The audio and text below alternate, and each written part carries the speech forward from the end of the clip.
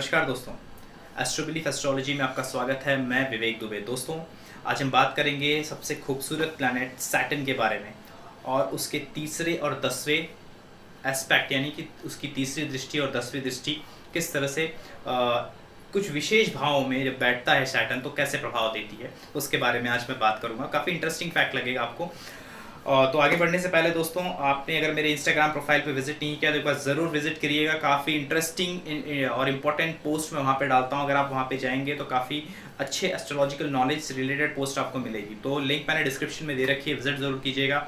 और आपके लाइफ से रिलेटेड जो भी मुद्दे हैं, wealth, relationship, married life, career, सारे आपको मेरे प्लेलिस्ट में मिल जाएंगे। मेरे प्लेलिस्ट को जरूर चेक कीजिएगा। आपके लाइफ से रिलेटेड हर एक मुद्दों से रिलेटेड मैंने वीडियोज़ वहाँ पे ऑलमोस्ट दे रखे हैं। तो टॉपिक पे आते हैं दोस्तों। आज हम बात कर रहे हैं सैटर्न के बारे में। Saturn which you knows a कर्मकार का, यानी कि हमारे कर्मों का लेखा जोखा रखने वाला प्लैनेट कहा जाता है। सैटर्न क्या दिखाता है? शनि दिखाता है बाउंड्रीज को, डिसिप्लिन्स को दिखाता है। एक बोलते हैं ना, एक स्ट्रिक्ट टीचर है सैटर्न, यानी कि जो आपको एक टीचर होता है जो बातों से समझाता है। आपने सुना, एक टीचर होता है जो सीख दे के समझाता है, बोलते हैं ना हालातों से समझाता है। तो वैसा ही कुछ वो टीचर जो है वो सैटर्न है, वो शनि है हमारे जीवन में। यानी कि अगर हम कोई गलत काम करते हैं और गलत काम करते रहे तो उसका जो फल देता है, यानी कि वो सिखाता है फिर कि अगर तुझे ओवरकम करना है तो तुझे इन चीज़ों को या तो छोड़ना होगा और इन नई अच्छी आदतों को ग्रैस्प करना होगा, तो ही लाइफ में कुछ जो चीज़ें आपके सही खराब चल रही हैं वो सही हो पाएंगी।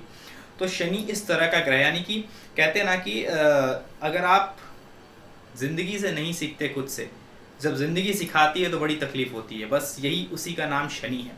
यानी कि जब हालात आपको सिखाते हैं, यानी कि जब कहते हैं ना कि इंसान तब कुछ करता है जब उसके पास कोई ऑप्शन नहीं होता है। तो शनि वही टाइम, वही पीरियड आपके लाइफ में लाने की कोशिश करता है कि जहाँ पे आप अपना बेस्ट, जो आप बेस्ट दे सकते हो, आपका जो बेस्ट पोटेंशियल है वो बाहर निकाल सको। तो शनि उस चीज़ का नाम है। इसलिए आप बहुत बार देखोगे बहुत सक्सेसफुल लोग, यानी कि जो जिनके लाइफ में डिसिप्लिन है, जो डिसिप्लिन रहे हैं ऑलरेडी, उनकी शनि की महादशा आते ही बहुत ज़्यादा राइज करते हैं, वो बहुत ज़्यादा ऊपर जाते हैं। और जो लोग बहुत ही लीनियंट या फिर इररिस्पॉन्सिबल टाइप की लाइफ जीते हैं, आप देखोगे शनि की दशा में उनका टाइम भागते पिटते ही दिखेंगे आपको, यानी कि कहीं ना कहीं अपने हालात से मारे हुए रहेंगे। उनका बोलते हैं ना, उनके एफर्ट्स जो होते हैं वो रंग नहीं लाते। सबसे कहूँ यहाँ क्या सीधी सी बात है कि आप देखते हो कि वही काम कोई और कर रहा है, वही एफर्ट कोई और लगा रहा है, उसको एक अच्छा आउटपुट मिल रहा है, आपको नहीं मिल रहा, तो आपको दुख होता है। तो ये वो चीज़ है कि जब आप पहले डिसिप्लिन का फॉलो नहीं करते हो और एक जब हार्ड टाइम आपके सामने आके खड़ा हो जाता है, तब आप उस चीज़ को फॉलो करना चालू करते हो। यार अब कोई ऑप्शन नहीं, जो मैंने अभी कहा कि आप तब कुछ नहीं करते हो जब आपके पास बहुत सारे ऑप्शंस होते हैं, जब आपके पास आप अपने कंफर्ट जोन में होते हो, तो अपने कंफर्ट जोन को एंजॉय कर रहे होते हो। तो शनि आपके कंफर्ट जोन को तोड़ने वाला प्लैनेट है। आपके कंफर्ट जोन को वो आपको इस सिचुएशन में ला के खड़ा करेगा कि आप किस तरह से अपना बेस्ट आउटपुट, बेस्ट पोटेंशियल बाहर निकालें और इस परिस्थिति से अपने आप को ओवरकम करके दिखाएं, ताकि आपको आपकी वैल्यू समझ में आए। सैटर्न आपको आपकी वैल्यू सिखाता है, एक स्ट्रिक्ट टीचर की तरह। तो ये है शनि।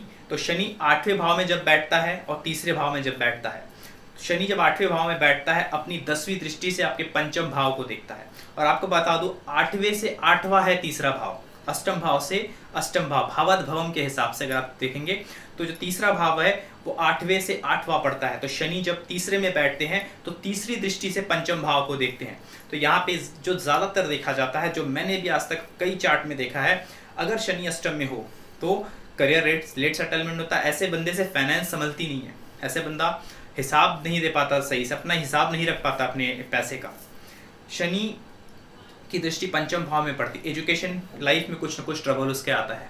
एजुकेशन लाइफ, उसके बाद चाइल्ड बर्थ की मैं बात करूं, उससे रिलेटेड प्रॉब्लम आ जाती है लाइफ में। लव अफेयर सक्सेसफुल नहीं होते मैं कहूँगा, यानी कि प्यार में कोई खास जल्दी आपको ऐसे इंसान को जिसका शनि अष्टम में हो या तीसरे भाव में बैठा हो शनि, ऐसे इंसान का प्यार सक्सेसफुल होते नहीं देखोगे। यानी कि जिससे वो शादी करते हैं, जिससे वो प्यार करते हैं उससे शादी होना ऑलमोस्ट पॉसिबल नहीं हो पाता। मैंने ज़्यादातर चार्ट में तो यही देखा है आज तक। एक चीज़ है यहाँ पे, अगर फिफ्थ लॉर्ड अगर थोड़ा मजबूत कंडीशन में, यानी कि स्ट्रॉन्ग कंडीशन में है और जुपिटर भी अच्छा है, तो एक हद तक एजुकेशन ठीक ठाक निकल जाती है आपकी।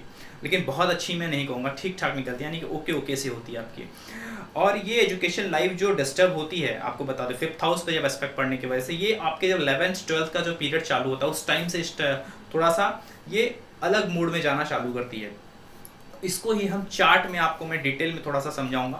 तो दोस्तों चलते हैं फ्रेंड्स, तो हम चार्ट पे आ गए हैं। तो आप देख सकते हैं यहाँ पे मैंने सैटर्न 8th हाउस और 3rd हाउस में रखा हुआ है, और आप पहला स्टेटमेंट यहाँ पे पढ़ सकते हैं। तो फर्स्ट हाउस, पहला तो हम देखते हैं 8th हाउस, जैसे कि ये 8th हाउस में शनि अगर आपके कुंडली में है तो क्या होगा।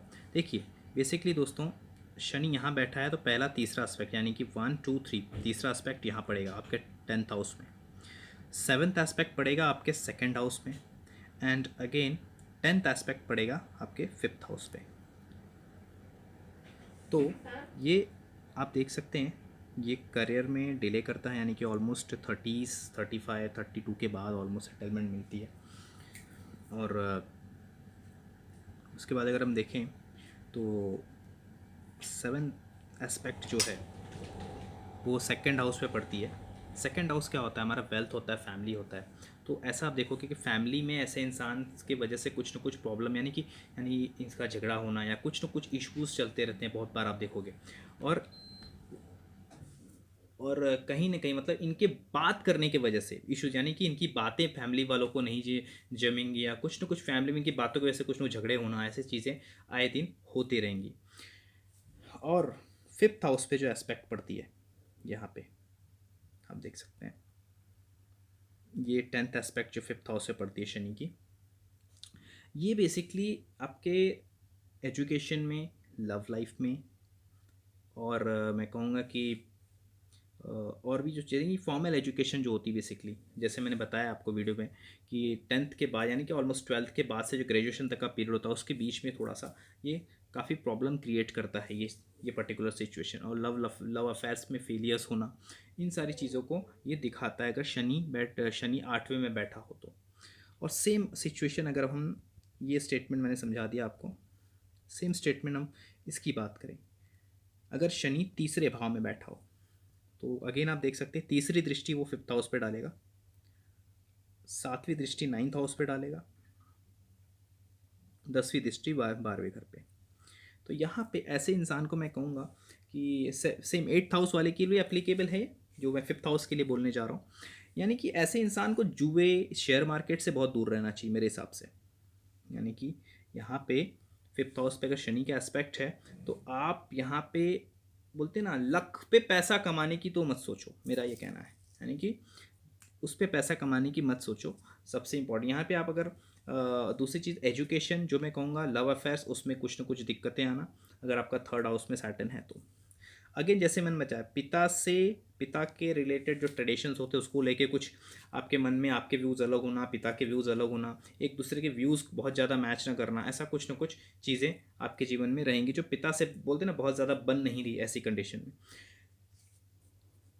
हालांकि यहाँ पे अगर सूर्य बहुत अच्छा हो तो इन दैट केस बहुत बार पॉसिबिलिटी, लाइक अगर सन आपका 11th या 10th में प्लेस है या सेंटर प्लेस है तो बहुत बार ऐसा होता है कि बनती है मतलब पिता से बनती है, पर बहुत ज़्यादा बोलते ना एक कंफर्टेबल जोन फैमिली के साथ जो पिता के साथ होना चाहिए, बट वो नहीं आ पाता है शनि का अगर एस्पेक्ट रहता है तो।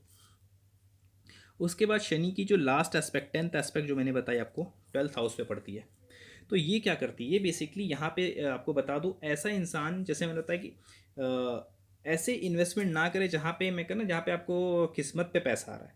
यहाँ पे आपको आप जो एफर्ट करोगे ना उस पर आपको अच्छा बेनिफिट मिलेगा, ये मैं कह सकता हूँ।